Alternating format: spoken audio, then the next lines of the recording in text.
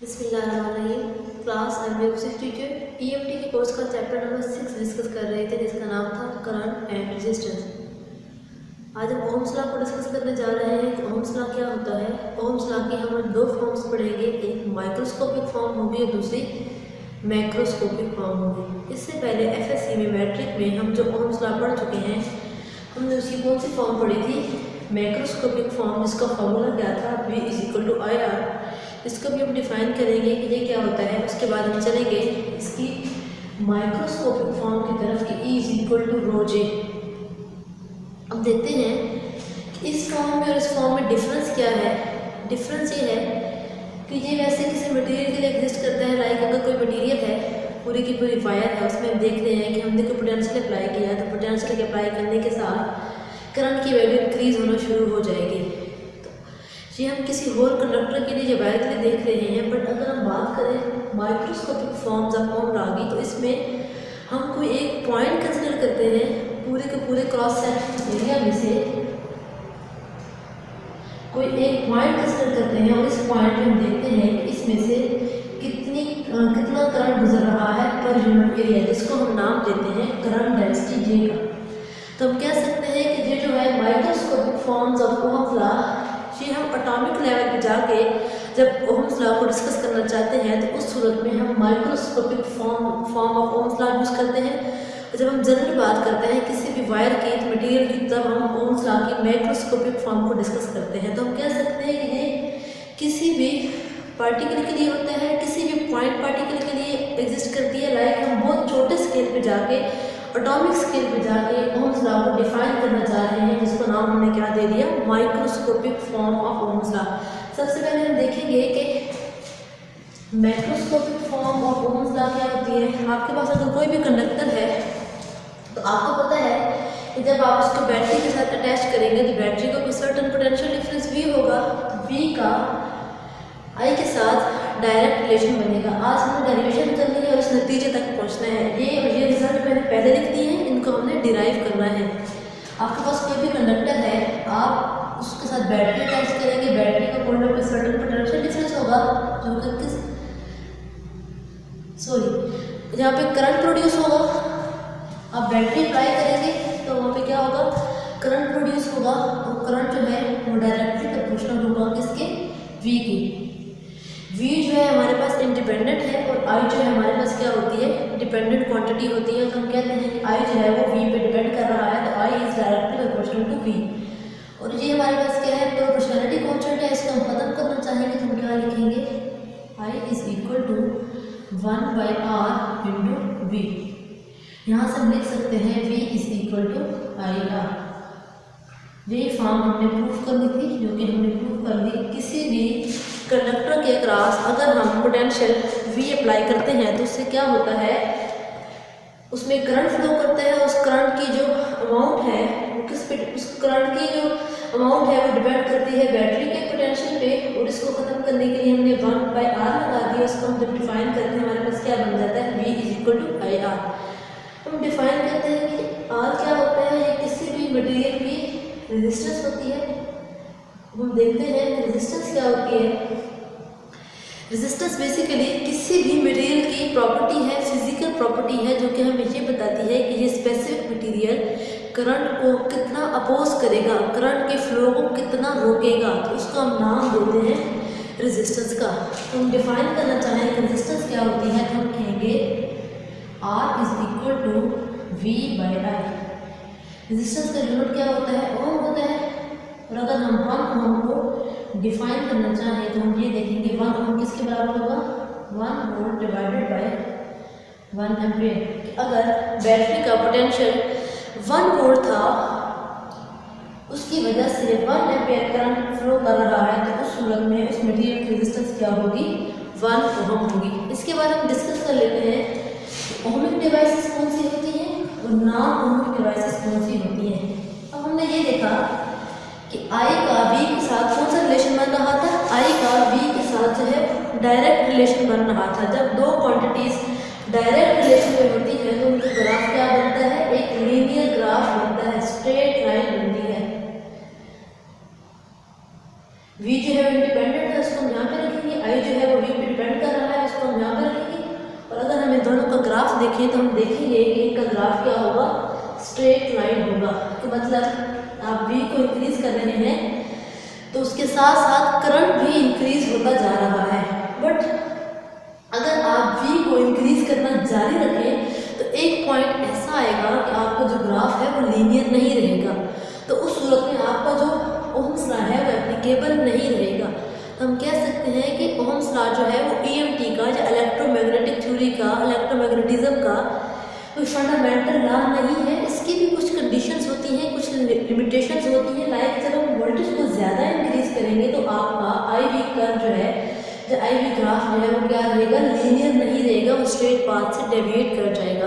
अब हम बात करते हैं ओहमिक डिवाइसेस की और नॉन ओहमिक डिवाइसेस की।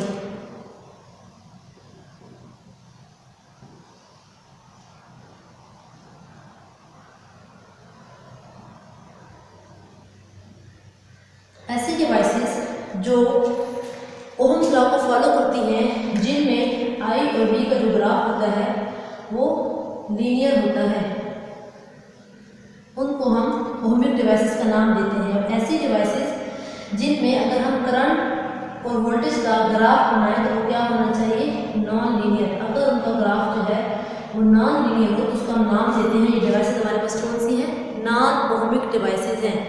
अब हम देखते हैं कि नॉन ओहमिक डिवाइसेस में बिहेवियर किस तरह का होता है। अगर हम बात करें फिलामेंट की तो उसमें क्या होता है, पहले वोल्टेज इंक्रीज करती है तो करंट भी इंक्रीज कर रहा होता है। बट एक सर्टेन लेवल के बाद अब करंट को इस डायरेक्शन में जाना चाहिए, बट क्या होगा, करंट जो है वो डिक्रीज होना शुरू हो जाएगा। इसमें होता क्या है, वोल्टेज के इंक्रीज करने से करंट की वैल्यू क्या होती जाती है, इंक्रीज करती है। बट एक सर्टेन लिमिट तक पहुंचने के बाद वोल्टेज को जब आप इंक्रीज करते हैं तो करंट क्या होता है, डिक्रीज होना शुरू हो जाता है। करंट डिक्रीज हो तो इसका मतलब है यहाँ पे रेजिस्टेंस ज़्यादा हो गई है। तो हम कह सकते हैं कि नॉन ओहमिक डिवाइसेस में जो स्ट्रेट लाइन होती है, तो जो कर्व होती है वो नॉन लीनियर होती है, स्ट्रेट नहीं रहती बल्कि वो क्या हो जाती है, नॉन लीनियर हो जाती है। अब हम बात करते हैं कि किसका ग्राफ था हमारे पास, फिलामेंट का। फिलामेंट आप बल्ब कह सकते हैं आप। अब हम दूसरा ग्राफ ड्रा करते हैं जो कि सेमीकंडक्टर डायोड का होगा। यहाँ पे वोल्टेज होगी, यहाँ पे क्या होगा, करंट। इसमें हम ग्राफ को देखेंगे तो पहले वोल्टेज का आप इंक्रीज करेंगे तो आप देखेंगे कि पहले करंट जो है वो ग्रेजुअली इंक्रीज नहीं कर रहा, बट एक सर्टेन लेवल के बाद जो है करंट ग्रेजुअली इंक्रीज कर जाएगा। तो इसमें भी आपकी कर्व जो है वो एक स्ट्रेट लाइन नहीं बना रही। तो हम देख सकते हैं कि ये दोनों डिवाइसेस क्या होंगी, नॉन ओहमिक डिवाइसेस होंगी। ये ऐसी डिवाइसेस होंगी जो कि ओहम्स लॉ को फॉलो नहीं करेंगी। ओहम्स लॉ क्या कहता है कि जब आप वोल्टेज को इंक्रीज करेंगे तो उसके साथ करंट को इंक्रीज करना चाहिए। बट आप यहाँ पे देख सकते हैं कि जब वोल्टेज को आप इंक्रीज करते हैं तो करंट जो है वो उसी तरह से इंक्रीज नहीं होता, या तो उसकी वैल्यू कम हो जाती है या उसकी वैल्यू जो है वो सर्टेन लेवल के बाद क्या हो जाती है, इंक्रीज हो जाती है। ये हमने क्या पढ़ा, हमने macroscopic form of Ohm's law को डिस्कस किया। इसके बाद हम बात करते हैं microscopic form of Ohm law. Microscopic form में क्या होता है, हम जब एटॉमिक लेवल पर जाके ओहम्स लॉ को डिस्कस करना चाहते हैं तो हम यहाँ पे देखते हैं कि जो है वो किसके डायरेक्टली प्रोपोर्शनल है, जे। जे हमें पता है क्या होती है, करंट डेंसिटी की दोनों वेक्टर क्वांटिटीज है। वेक्टर नोटेशन लिख लेते हैं इनको, वैसे लिख सकते हैं इनको। तो जे जो है हमारे पास करंट डेंसिटी होती है। जे क्या होता है, J is equal to I/A। Current flowing through any cross sectional area, किसी भी क्रॉस सेक्शनल एरिया में से गुजरने वाला करंट क्या कहलाता है, करंट डेंसिटी कहलाता है।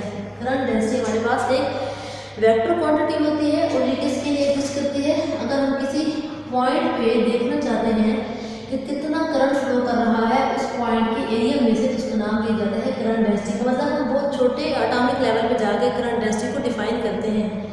अब यहाँ पे हम देख सकते हैं कि E किसके डायरेक्ट प्रोपोर्शनल है, जे के। मतलब अगर हमने कोई इलेक्ट्रिक फील्ड अप्लाई की है तो इलेक्ट्रिक फील्ड की वैल्यू को अगर आप इंक्रीज करेंगे तो उससे क्या होगा, करंट की वैल्यू भी इंक्रीज करेगी। Current flowing through any cross sectional area increase करेगा तो जे की वैल्यू भी क्या करेगी, इंक्रीज करेगी। अब हम क्या करेंगे, अब हम E is equal to rho J को प्रूव करेंगे। उसके लिए ओम्स लॉ की फॉर्म यूज करेंगे, V is equal to I R. हमें पता है आर क्या होता है, रो L/A। हम यहाँ पे लिख सकते हैं V is equal to I R की जगह पर क्या रखेंगे, रो एल ओवर ए। हमें पता है आई ओवर ए क्या होता है, आई ओवर ए जो है, आई ओवर ए हमारे पास क्या होता है, करंट डेंसिटी की वैल्यू होती है। हम कह सकते हैं वी हमारे पास क्या आ जाएगा, J into rho L, J into rho L. और हमें पता है कि V बाय एल को अगर हम सेपरेट आउट कर रहे हैं यहाँ से, हमारे पास क्या बन जाएगा, J into rho. V by L क्या होता है हमारे पास,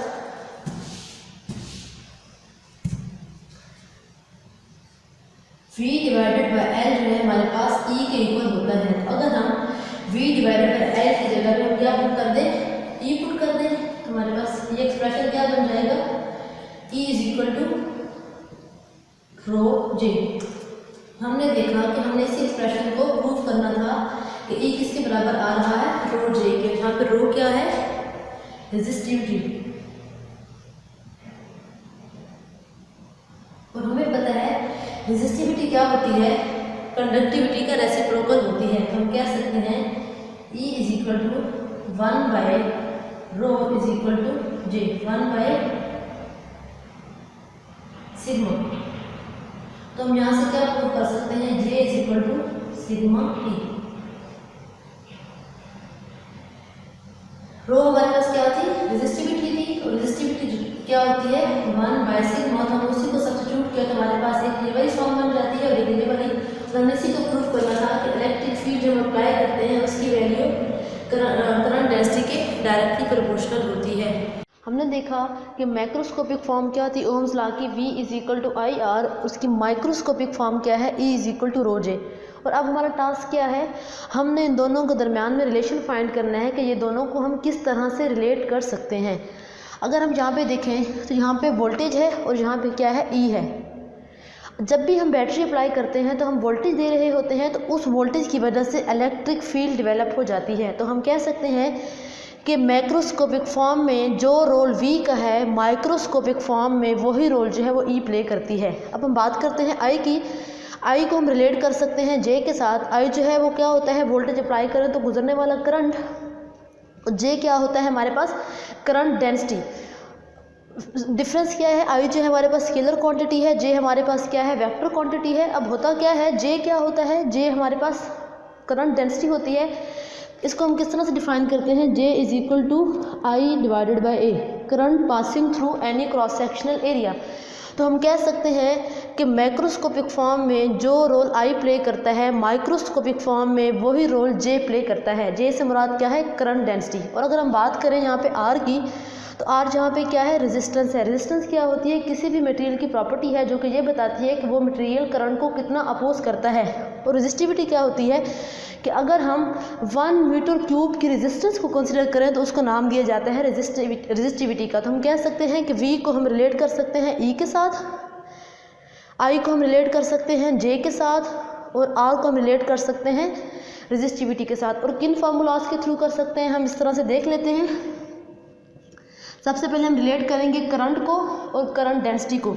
तो उसके लिए जो फार्मूला यूज़ किया जाता है वो क्या होता है, I is equal to integral of J dot D A. यहाँ पे हमने जो एरिया लेना है वो वेक्टर एरिया होना चाहिए, और हमारे पास जो J है वो क्या होना चाहिए, वो भी वेक्टर क्वांटिटी होनी चाहिए। और हमें पता है कि जब हम दो वेक्टर क्वांटिटीज़ को थ्रू डॉट प्रोडक्ट मल्टीप्लाई करते हैं तो हमारे पास आंसर क्या आता है, स्केलर क्वांटिटी आती है।